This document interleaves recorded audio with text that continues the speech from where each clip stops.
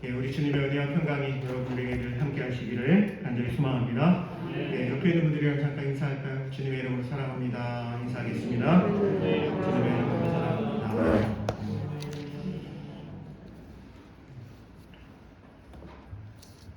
주일날 마가복음에 있는 기적 이야기를 여러분들과 이제 말씀을 나누고 있고요.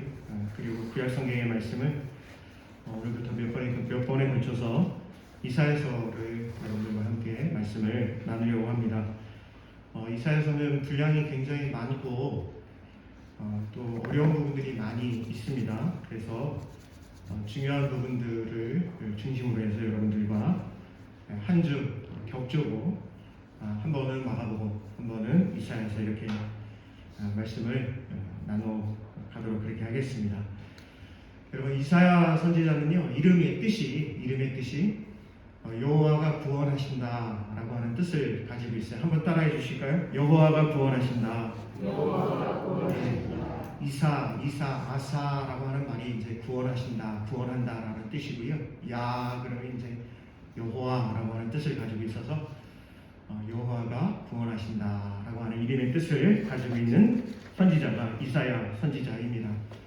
오늘 이사야 1장 1절에 기록되어 있는 것처럼 유다 왕, 남유다 왕 우시야 요담 아하스 히스기야 시대에 예언 활동을 했었던 분이 바로 이사야 선지자입니다. 이분은 왕족 출신입니다. 왕족 출신으로서 하나님의 귀한 말씀 사역을 감당했던 그런 분으로 알려져 있는데, 여러분 1장 1절을 다시 한번 보시면 유다 왕 우시야와 요담과 아하스와 히스기야 시대에 아모스의 아들 이사야가 이렇게 되어 있습니다. 그래서 어떤 분들은 아모스? 그래서 아모스 선지자의 아들이 이사야인가 보다 이렇게 이제 생각을 하시는 분들이 계실 텐데요. 전혀 그렇지가 않습니다. 실제로는 이제 여기에 이사야 선지자의 아버지는 아모츠라고 발음을 해야 되고요.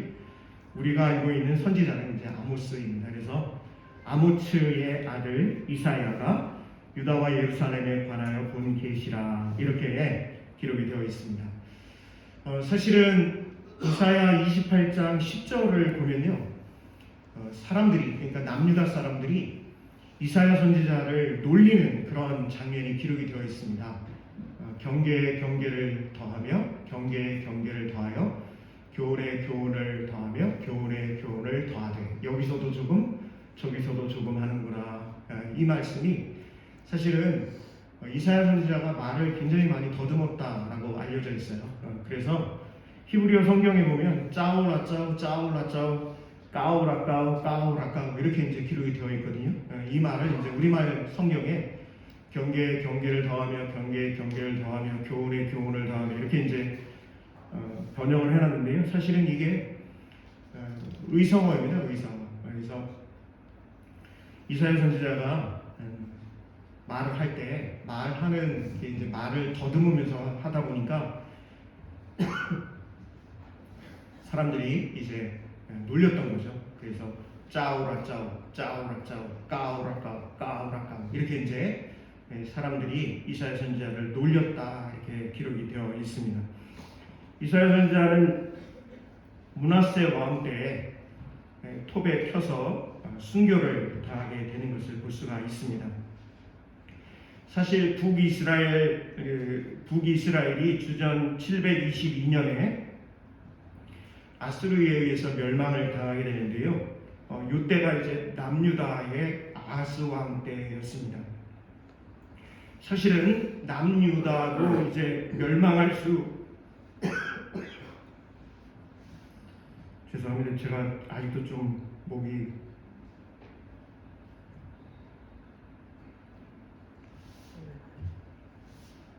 좀 꺼주시면 좋을 것 같아요. 남유다 왕, 이 아하스 왕 때에 이제 남유다도 이제 아수르에 의해서 멸망할 수 있다라고 하는 여러 가지 위기 상황이 벌어지게 되었거든요. 그런데 아하스 왕은 전혀 하나님에 대해서 의지하거나 이사야 선지자가 선포하는 하나님의 말씀에 귀 기울이지 않고 있는 그런 상황이었습니다. 오히려 우리가 어떤 나라에 외교적으로 친하게 지내면 이 위기를 극복할 수 있을까에 대해서 더 이제 마음을 쓰고 있는 그런 시대에 바로 그때에 이사야 선지자가 말씀 사역을 감당하고 있는 것을 볼 수가 있습니다. 이제 우리가 다음 주부터 대림절을 맞이하게 되는데요. 사실 신약 성경에서 가장 많은 구약 인용을 한 성경이 어디냐 그러면 여러분들이 아시는 대로 이사야서입니다. 이사야서하고 복음서는 매우 밀접하게 연결이 되어 있는데요. 사실은 이제 이사야의 사상이 예수님의 하나님 나라 복음 운동에 아주 큰 영향을 끼쳤다라고 하는 것을 먼저 말씀을 드리고 오늘 본문의 말씀을 중심으로 여러분들과 말씀을 묵상하는 시간을 가지려고 합니다. 마태복음에 보면 처녀가 잉태하여 아들을 낳으리라 라고 하는 이사야서의 말씀을 인용을 하고 있고요. 마가복음에도 예언자 이사야의 글에 이제 내가 일꾼을 너보다 먼저 보내니 그가 내 길을 갈 길을 미리 닦아 놓으리라 이렇게 기록이 되어 있습니다. 누가복음에도 보면 예수님의 하나님 나라 복음 운동의 핵심 내용을 누가복음 4장에서 주님의 성령이 내게 내리셨다. 주께서 나에게 기름을 부으시어 가난한 이들에게 복음을 전하게 하셨다. 주께서 나를 보내시어 묶인 사람들에게는 해방을 알려주고 눈먼 사람들은 보게 하고 억눌린 사람들에게는 자유를 주며 주님의 은총의 해를 선포하게 하셨다라고 하는 이사야 61장의 말씀을 인용하고 있는 것을 볼 수가 있습니다. 요한복음에도 세례 요한을 통해 이사야의 글을 직접 인용을 하고 있는데요. 나는 예언자 이사야의 말대로 주님의 길을 곧게 하라 광야에서 외치는 소리다라고 세례 요한이 그렇게 자기 자신에 대해서 구약 성경 이사야 성경의 말씀을 인용해서 선포를 하고 있는 것을 볼 수가 있습니다. 자, 이렇게 이사야서는 복음서와도 아주 밀접한 그런 관계를 가지고 있고 또 우리가 대림절을 맞이하는 이 상황에서 대림절 절기와도 아주 밀접한 성경이 바로 이사야서입니다. 오늘 1장 중심으로 여러분들과 말씀을 나눌 때에 이 말씀이 오늘 이 시대에 저와 여러분에게 하시는 하나님의 말씀입니다. 고백하실 수 있기를 바라고요. 저와 여러분의 신앙을 잘 한번 돌아볼 수 있는, 사실은 오늘이 교회 절기로는 마지막 날입니다. 마지막 주일이에요. 다음 주부터는 이제 새로운 한 해가 시작이 되는 그런 대림절이 시작이 되기 때문에 오늘 마지막 주일이라고 하는 건데요. 오늘 한번 말씀을 나눠 보도록 하겠습니다. 여러분 1장 1절 말씀 다시 한번 우리 같이 한번 읽어보겠습니다. 1장 1절입니다. 유다와 오시아와 요담과 아하스와 히스기야 시대에 아모스의 아들 이사야가 유다와 예루살렘에 관하여 본 계시라 이렇게 되어 있습니다. 여러분 구약 성경에는 아주 독특한 그런 직업군이 있지요. 이 직업은 세상에서 어떤 돈을 벌기 위한 또 출세를 하기 위한 어떤 명예를 가지기 위한 그런 직업 절대 아니고요. 하나님께서 하늘로부터 주신 직업인데 그게 바로 예언자라고 하는 직업이지요. 이 예언자는 같은 현실을 살아가지만 다른 것을 보는 자들이라고 할 수가 있겠습니다. 동일한 현실을 살아가고 있지만 예언자들은 영적인 현실을 보는 사람이라고 하는 것이죠. 그래서 오늘 1장 마지막에 보면 아모스의 아들 이사야가 유다와 예루살렘에 관하여 본 무엇이라 라고 되어 있죠? 예, 그렇습니다. 계시라고 되어 있습니다. 계시라고 하는 것은 이사야가 보고 있는 건데요. 그런데 이 계시라고 하는 것은 하나님께서 이사야 선지자에게 보여주셔서 볼 수 있었던 것이다 라고 하는 거예요. 계시는 사람이 보는 게 아니고요. 하나님이 보여주실 때, 하나님이 말씀하실 때에만 볼 수 있고 들을 수 있는 것이 계시다라고 하는 것입니다. 하나님께서 이사야 선지자를 통해서 보여주시고 말씀하신 그 계시가 누구에 관한 것이냐? 오늘 1장 1절에 보면 유다와 예루살렘에 관하여 라고 되어 있습니다. 유다와 예루살렘에 관하여 하나님께서 이사야 선지자에게 보여주신 거예요. 유다와 예루살렘에 관해서 하나님께서 이사야 선지자에게 말씀하신 거예요. 어떤 내용이냐? 여러분 궁금하잖아요. 우리 한번 2절, 3절을 한번 같이 한번 읽어보겠습니다. 2절, 3절 같이 봅니다. 하늘이여 들으라, 땅이여 귀를 기울이라.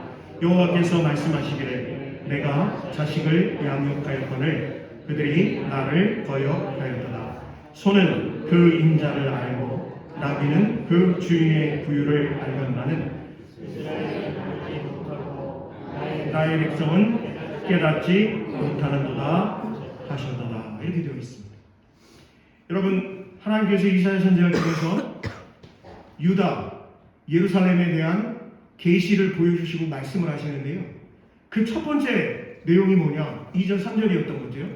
2절, 3절을 다시 한번 잘 보시면 어떤 내용이냐면 하나님이 재판장으로 서 계시는 거예요. 하나님이 재판장으로 서 있고 재판을 하는 과정에서 피고인이 있어야 되잖아요. 그 피고인이 누구냐? 바로 유다라는 것이죠. 예루살렘이라고 하는 거예요.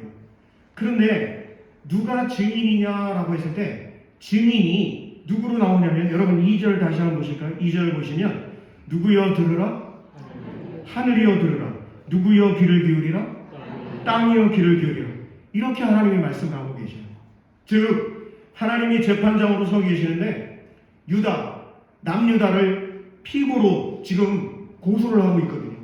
그런데 그 증인이 누구냐면 하늘과 땅이 증인이다. 이렇게 말씀하고 계신 것을 볼 수가 있습니다. 참 신기하잖아요. 하나님께서 남유다를 피고로 지금 고발을 하시면서 뭐라고 얘기하시냐면 하늘과 땅이 다 알고 있어. 이렇게 말씀을 하시는 거예요. 우리도 그런 말 하잖아요. 사람들의 모든 행실을 하늘이 알고 땅이 안다. 이런 이야기를 하는데 실제로 하나님께서 이사야 선지자를 통해서 그러한 말씀을 하고 계시는데 3절을 보시면 소는 그 누구를 알고 있대요? 소는 임자를 알고 있대요. 저는 아버님이 목회를 하셨기 때문에 농사를 직접 짓거나 그러지는 않았지만 사실은 시골에서 계속 살았기 때문에 친구들 다 집이 농사 짓고 소 키우고 했기 때문에 간접적으로 이러한 일들을 참 많이 보았습니다. 여러분, 소요? 얼마나 영리한지 말도 못합니다. 얼마나 똑똑한지 말도 못해요. 지금 하나님께서 소를 예를 들고 있는 거예요. 소는 그 임자를 안다는 거예요. 또 나귀는 그 주인의 부유를 안다는 거죠. 소와 나귀가 주인을 알고 있고 그리고 어디가 자기 집인지도 다 알고 있다는 거예요. 그런데 뭐라고 말씀하시냐면 이스라엘은 알지 못하고 나의 백성은 깨닫지 못하는도다. 하나님께서 이렇게 지금 재판장으로 서 계시면서 남유다를 예루살렘을 고소 고발을 하시면서 하늘과 땅이 증인이 되고 그러면서 예를 들고 계신 것이 바로 소와 나귀를 예를 들고 있습니다. 하나님을 배반했으니 남유다는 소 나귀만도 못하다. 이래서 고소 고발할 수밖에 없다라고 말씀을 하고 계시는 것이죠. 하나님께서 북이스라엘이 아수르에 의해 멸망하는 것을 남유다에게 분명히 보여주셨음에도 불구하고 남유다는 돌아오지 않는다는 거예요. 돌아와야 할 필요성을 느끼지 못했고 돌아오는 길도 몰랐다라고 하는 것이죠. 어떤 철학자분이 강의를 하시는데 그 얘기를 하시더라고요. 인류에 있어서 가장 필요한 것들이 많이 있는데 그 중에 꼭 필요한 사람들이 누구냐면 철학자들이라는 거예요. 철학자들이 왜 필요하냐? 철학자들은요, 인류의 DNA에 어떠한 것들이 있음을 잘 알고 꼭 필요한 것. 그러니까 인류가 더 나은 미래로 향해 가는 데 있어서 꼭 필요한 것들에 대해서 끊임없이 계속해서 이야기를 한다는 것이죠. 오늘날 이 철학자들이 구약 성경에 마치 이 예언자들과 같은 그런 역할을 하고 있다라는 생각이 들었어요. 그래서 인류가 발전되어 가는 것 중에 한 가지가 뭐냐면 인류의 DNA, 속에 이렇게 가는 것이 모든 사람들을 위해서 이게 맞는 거야 라고 하는 것을 누구나 다 알고 있다는 거예요. 그런데 여러분 보세요. 그런데 오늘 이사야 선지자를 통해서 하나님께서 남유다 백성들에게, 예루살렘 백성들에게 하시는 말씀은 이 모든 것을 다 알고 있는 하나님의 백성이 하나님의 말씀을 선포하고 하나님의 뜻을 보여줌에도 불구하고 그 하나님의 말씀에 귀를 기울이지 않는다는 것이죠. 그 하나님께서 보여주신 그 계시, 비전에 대해서 무시하고 있다라고 말씀을 하고 있어요. 그래서 4절 보세요. 4절 첫 번째 단어가 뭐라고 되어 있죠, 여러분? 슬프다로 되어 있어요. 한번 따라해요. 슬프다. 여러분, 이 슬프다는 누가 슬퍼하는 거예요? 하나님께서 슬퍼하시고 계시다는 거예요. 한번 4절을 같이 한번 읽어보겠습니다. 4절입니다. 슬프다. 범죄한 나라여, 허물진 백성이여, 행악의 종자여, 행위가 부패한 자식이로다. 그들이 여호와를 버리며 이스라엘의 거룩하신 이를 만물이 여겨 멀리하고 물러가도다. 그래서 하나님께서 슬프다 이렇게 말씀하고 있어요. 하나님의 애가인 것이에요. 여러분, 애가는 어떤 때 부르는 것이 애가입니까? 사랑하는 사람이 죽음을 맞이했을 때. 그래서 그 슬픔을 도저히 어떻게 감당할 수 없는 슬픔이어서 꺼이꺼이 우는 것이, 그게 애가 아닙니다. 아이고 사랑하는 배우자가, 사랑하는 부모님이, 자녀가, 사랑하는 친척이, 사랑하는 동료가 갑자기 죽음을 맞이하게 되었을 때 사람이요, 그 애도의 기간이 있어야 되는데 그 애도의 기간이 충분히 있어야 하는데 그 충분한 애도의 기간 동안 할 수 있는 것이 무엇이에요? 그렇습니다. 우는 것이거든요. 아무리 누가 와서 위로를 해도요, 그 위로가 되지 않을 때가 있는 것입니다. 바로 그 상황을 우리 하나님께서 지금 말씀하고 계시는 것이 1장 4절에 슬프다. 내가 남유다를, 내가 예루살렘 주민들을 보면서 내가 슬프다. 내가 너무 마음이 아프다. 하나님께서 이렇게 지금 말씀을 하고 계신 것을 볼 수가 있습니다. 그 이유가 하나님께서 뭐라고 그러시냐면 범죄한 나라라는 거예요. 남유다가 너무너무 범죄하고 있다. 허물진 백성, 허물이 너무너무 많은 그런 백성이래요. 행악의 종자여, 행위가 부패한 자식이로다. 그들이 여호와를 버리고 이스라엘의 거룩하신 이를 만물이 여겨 멀리하고 물러갔다. 그래서 슬프다. 꺼이 하나님께서 눈물을 흘리고 계신 것이 바로 4절입니다. 이렇게 극심한 죄악의 본질은 그들을 지으신 여호와 하나님을 버린 것이다. 이스라엘은 하나님으로 말미암은 백성이므로 하나님을 버린 것이야말로 그들의 모든 것을 버린 것이며 그들의 존재의 근본을 부정한 것이다. 이렇게 이사야 선지자가 선포하고 있거든요. 그런데 여러분, 남유다의 영적인 상황 계속해서 기록을 하고 있어요. 우리 5절부터 8절까지의 말씀도 같이 한번 읽어보겠습니다. 5절부터 8절입니다. 너희가 어찌하여 매를 더 맞으려고 해역을 거듭하느냐. 온 머리는 병들었고 온 마음은 피곤하였으며 발바닥에서 머리까지 성한 곳이 없이 상한 것과 터진 것과 새로 맞은 흔적뿐 이거를 그것을 짜며 싸매며 기름으로 부드럽게 함을 받지 못하였도다. 너희의 땅은 황폐하였고 너희의 성읍들은 불에 탔고 너희의 토지는 너희 목전에서 이방인에게 삼켜졌으며 이방인에게 파괴됨 같이 황폐하였고 딸 시온은 포도원의 망대같이 참외밭의 원두막같이 에워싸인 성읍같이 겨우 남았도다. 아멘. 이런 상황임에도 남유다를 이끌어가는 지도자들이 있잖아요. 남유다를 이끌어가는 지도자, 대표적인 사람들이 왕들 아니겠습니까? 왕들, 우시야, 요담, 아하스, 히스기야, 이 4명의 왕이 통치하는 시대에 이사야 선지자가 말씀 사역을 감당했으니까요. 뿐만이 아닙니다. 고위공직자들이 있잖아요. 예, 이 지도자들, 왕을 비롯한 지도자들, 이 지도자들과 백성들의 평가가 어떠냐는 거죠. 지금 하나님께서는 어떻게 하고 계셔요? 애가 거의 눈물 흘리시면서 어찌할 바를 모르고 계신 하나님이시잖아요. 그런데 이런 상황에 대해서 이사야 선지자가 선포를 하니까 왕과 지도자들과 남유다 백성들이 뭐라고 이야기를 하냐는 거예요. 여기 1장 9절 한번 보실까요? 1장 9절 한번 같이 한번 읽어봅니다. 만군의 여호와께서 우리를 위하여 생존자를 조금 남겨두지 아니하셨다면 우리가 소돔 같고 고모라 같았으리로다. 이렇게 이야기를 하는 거예요. 다시 말씀드리면 지금 북이스라엘이 아수르에 의해서 멸망한 그런 상황이라고 말씀드렸잖아요. 그런데 북이스라엘이 아수르에 멸망한 상황 이 가운데 남유다 사람들, 왕과 지도자들 모든 사람들이 뭐라 그러냐면 야 우리는 그나마 다행이야. 우리는 완전히 멸망하지 않았잖아. 우리가 완전히 멸망했다면 야 우리야말로 소돔과 고모라 아니겠냐?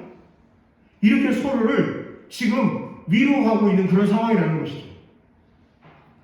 하나님을 버린 백성에게 임한 처참한 현실이 이사야서 선머리를 가득 채우고 있는 것이 바로 이사야 1장 1절부터 9절의 말씀에 잘 기록이 되어 있습니다. 지금 북이스라엘이 멸망을 한 이유도 하나님께서 원하시는 그 나라 민족으로서의 사명을 제대로 감당하지 않으니까 하나님께서 포로로 나라를 멸망시키셔서 하나님의 뜻을 잘 깨닫게 하기 위한 특단의 조치로 북이스라엘이 멸망을 했거든요. 그런데 그 상황을 바라보고 있는 남유다 백성들은요, 우리는 괜찮아.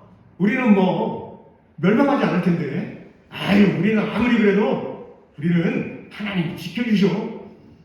이렇게 안일하게 생각을 하고 있었다라고 하는 것이죠. 우리 10절 말씀 한번 같이 한번 읽어볼 텐데 하나님께서 지금 평가하시는 거예요. 같이 봅니다. 너희 소돔의 관원들아 여호와의 말씀을 들을지어다. 너희 고모라의 백성아 우리 하나님의 법에 귀를 기울일지어다. 이렇게 말씀하고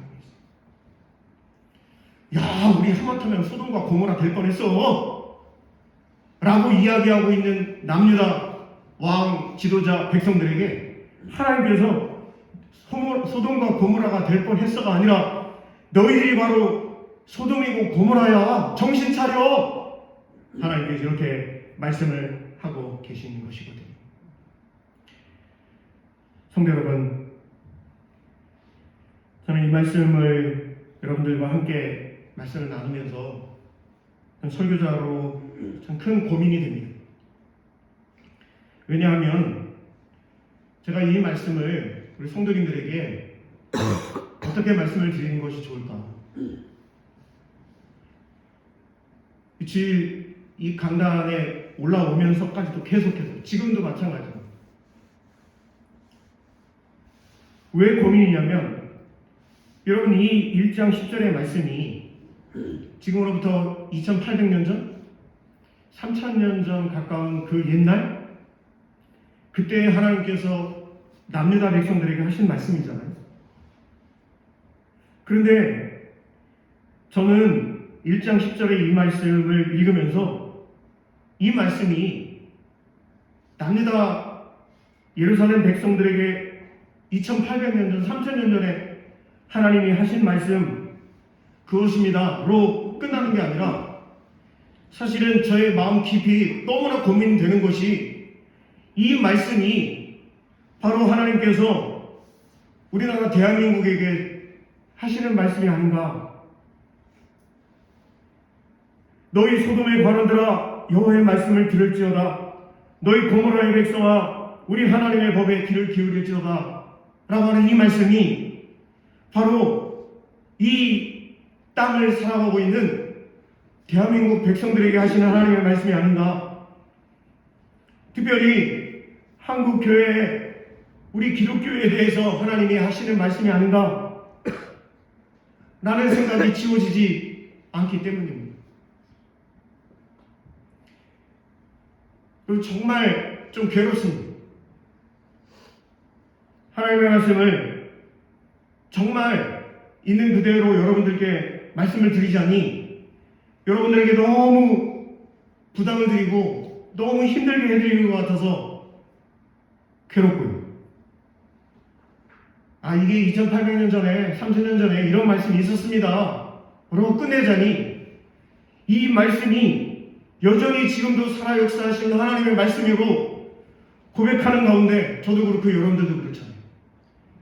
그런데 이 말씀을 살아 역사하는 하나님의 말씀을 제가 제안하는 것 같아서 그래서 또 괴롭다 이 말씀입니다.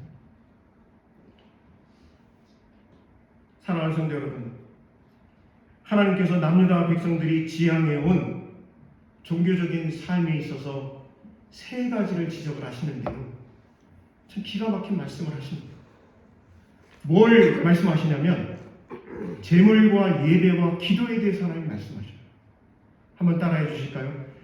제물, 예배, 기도. 제물, 예배, 기도. 여러분, 오늘도 성도님들이 하나님 앞에 예배하러 나오시면 어떤 분들은 11조를, 또 어떤 분들은 감사의 예물을, 어떤 분들은 선교에 대한 예물을, 이런저런 하나님 앞에 예물을 가지고 나오셨어요.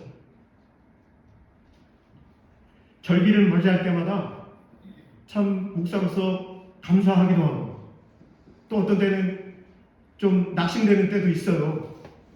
왜 감사하게 되냐면 이 힘들고 어려운 세상을 살아가면서도 여러분 얼마나 힘들어요. 지금 물가는 폭등하고 있고 정말 여러 가지로 어려운 상황 아니겠습니까? 그럼에도 불구하고 우리 성도님들이 정성으로 하나님을 섬기며 또 절기 때 또 특별한 헌금으로 하나님 앞에 예물을 올려드리는 그 모습을 바라볼 때마다 참 너무나 참 귀한 분들이다 라고 하는 그런 생각을 안 할 수가 없죠. 그런데 오늘 본문의 말씀에 보면 이 제물에 대해서 그리고 오늘도 하나님 앞에 예배하러 나온 저와 여러분의 이 예배에 대해서 그리고 무엇보다 기도에 대해서 하나님께서 이것을 지적을 하고 계시다라고 하는 사실이에요. 제물과 예배와 기도가 본질적으로 나쁜 것들이냐? 전혀 그렇지가 않지요. 여러분, 우리가 하나님을 섬기는 데 있어서 제물, 예물, 그리고 하나님을 예배하는 것, 그리고 그 하나님 앞에 기도하는 것, 이것은 신앙에 있어서 아주 본질적인 아주 중요한 3요소가 아니겠습니까? 그런데 하나님께서 이사야 선지자를 통해서 남유다 백성들에게 이 제물과 예배와 기도가 잘못되어 있다라고 선포를 하시는 거예요. 여러분 한번 11절, 13절, 11절 그리고 13절을 볼 텐데 제물, 예물에 대해서 하나님 말씀을 하고 계셔요. 우리 11절 말씀 같이 봅니다. 여호와께서 말씀하시되 우수한 제물이 내게 무엇이 유익하뇨? 나는 순양의 번제와 살진 짐승의 기름에 배불렀고 나는 수송아지나 어린 양이나 순염소의 피를 기뻐하지 아니하노라. 13절 보겠습니다. 헛된 제물을 다시 가져오지 말라. 분양은 내가 가증히 여기는 바요. 월삭과 안식일과 대회로 모이는 것도 그러하니 성회와 아울러 악을 행하는 것을 내가 견디지 못하겠노라. 성도 여러분, 하나님께서 하나님 앞에 나올 때 반드시 예물이 있어야 된다, 제물이 있어야 된다라고 말씀을 하셨거든요. 그래서 번제, 화제, 번제, 소제, 화제, 화목제, 속건제, 속죄제 이런 예배를 하나님 앞에 드릴 때 꼭 필요한 그 제물이었어요. 그런데 13절에 보시면 헛된 제물이라 이렇게 하나님 말씀을 하고 계시는 거예요. 여러분 어떻습니까? 하나님은 예물에는 다소 부족함이 있다 하더라도 하나님의 의와 하나님의 정의를 나타내는 데 있어서는 아주 높은 수준을 요구하고 계신 하나님 아니십니까? 그런데 남유다 백성들은 예물은 넉넉히 하나님 앞에 드리지만 그런데 그들의 삶의 모습을 보면 의로운 삶과 올바른 신앙을 동반하지 않고서 하나님 앞에 나아가고 있는 것이 문제가 되고 있다라고 하는 것입니다. 하나님께서 요구하시는 공의와 정의가 그 예물을 뒷받침하지 못하고 있다라고 말씀을 하세요.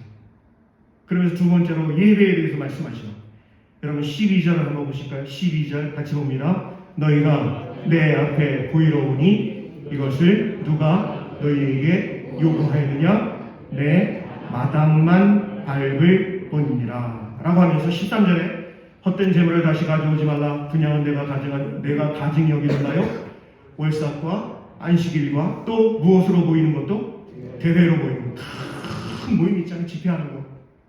그것도 그렇고 성에 아울러 악을 행하는 것을 내가 견디지 못하겠다 라고 말씀하십니다. 14절 한번 같이 한번 보겠습니다. 14절입니다.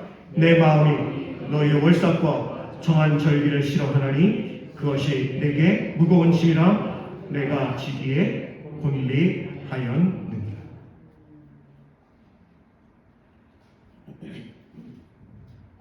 마당만 밟을 뿐이다.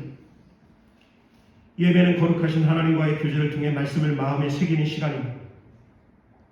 말씀을 듣는 것으로 끝이 아니라 말씀을 실천하려고 다짐하는 게 예배입니다.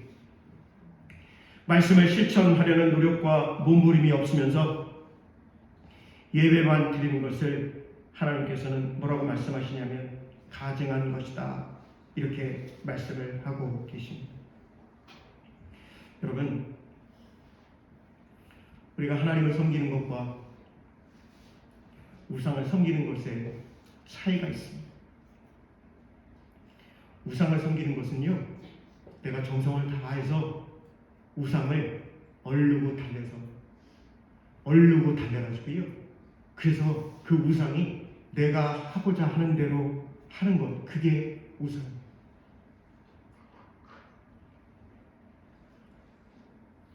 우상을 얼르고 달래기 위해서 여러 가지 방법이 있는 거죠. 그런데 여러분, 우리가 하나님을 섬기는 것은 우상을 섬기는 것과 다릅니다. 하나님을 섬긴다라고 하는 것은 하나님을 얼러서 하나님이 내가 원하고 바라는 것을 들어주게끔 하는 것이 아니고요, 하나님이 원하시는 그 하나님의 뜻에 온전히 나 자신이 순종하는 것, 그것이 바로 하나님을 섬기는 것입니다. 사랑하는 성도 여러분, 하나님께서 세 번째로 기도에 대해서 말씀하십니다. 하나님께서 제물과 예배를 거부하시는 것은 그래도 이해를 할 수 있겠는데 기도까지 거부하시는 것은 충격이 아닐 수 없어요. 하나님의 분노가 얼마나 크면 기도도 하지 말라 이렇게 말씀을 하시는 거예요. 너희들의 기도 내가 안 들어준다 이렇게 말씀을 하시는 거예요. 여러분, 하나님께서 저와 여러분에게 이렇게 말씀을 하고 계시다 라고 이 말씀을 받아들인다면 여러분 정말 큰일 아니겠습니까? 우리 15절을 같이 한번 읽어봅니다. 15절입니다. 너희가 손을 펼 때에 내가 내 눈을 너희에게서 가리고 너희가 많이 기도할지라도 내가 듣지 아니하리니 이는 너희의 손에 피가 가득하다. 여러분, 이 말씀을 쉽게 그냥 제가 여러분들 이해하기 편하게 말씀을 드리면요, 이웃의 눈에서 피눈물 나게 하는 사람의 기도를 들을 수 없다 하나님 말씀하십니다.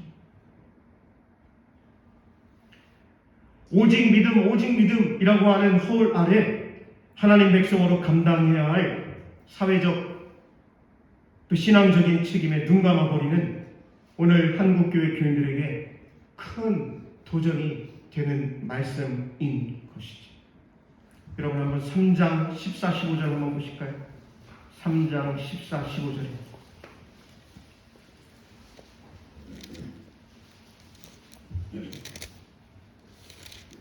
3장 14절 15절. 하나님 기도를 들어주실 수 없는 이유가 이거라는 거지요. 우리 한번 14, 15절 같이 봅니다. 여호와께서 자기 백성의 장로들과 고관들을 신문하러 오시리니 포도원을 삼킨 자는 너희이며 가난한 자에게서 탈취한 물건이 너희의 집에 있도다. 어찌하여 너희가 내 백성을 질밟으며 가난한 자의 얼굴에 맷돌질하느냐. 주 만군의 여호와 내가 말하였느니라 하시더라. 이래서 하나님이 남유다 백성들의 기도를 들어주실 수 없다 말씀합니다. 여러분, 현재 우리나라는 그러면 이 말씀에 비추어 봤을 때 어떻습니까? 하나님의 공의와 정의가 올바로 세워져 가고 있는 앞으로 10년 후에, 50년 후에, 100년 후에 더욱더 하나님을 기쁘시게 하는 나라의 모습으로 지금 가고 있습니까? 아니면 그 반대입니까?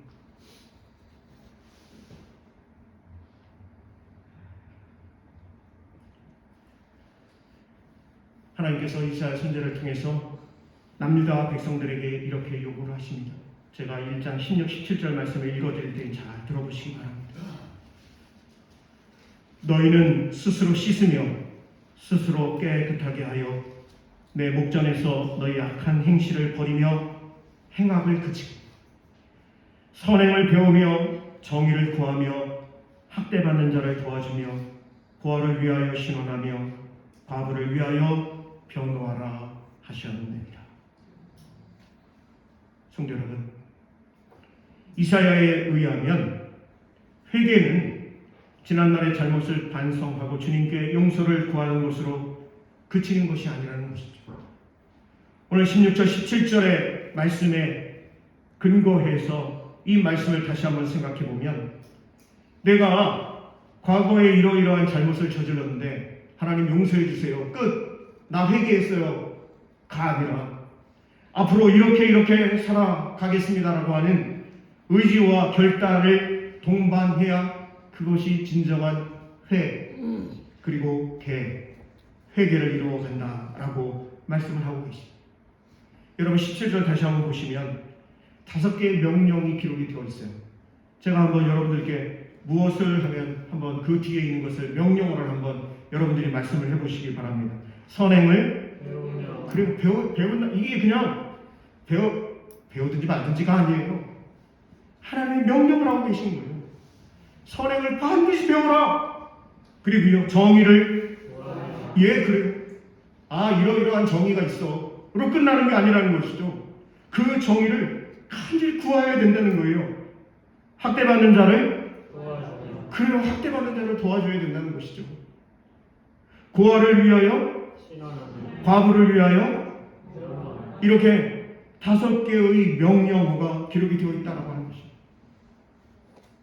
그리하여 16절에 손을 씻고 선을 배우는 것은 제의적인 어떤 새로운 것을 요구하는 것이 아니라 가난하고 힘없는 이웃에게 공의를 행하는 것, 그들을 변호하고 그들의 억울함을 풀어주는 것, 그것을 하나님이 원하고 계신다라고 선포하고 계셔요.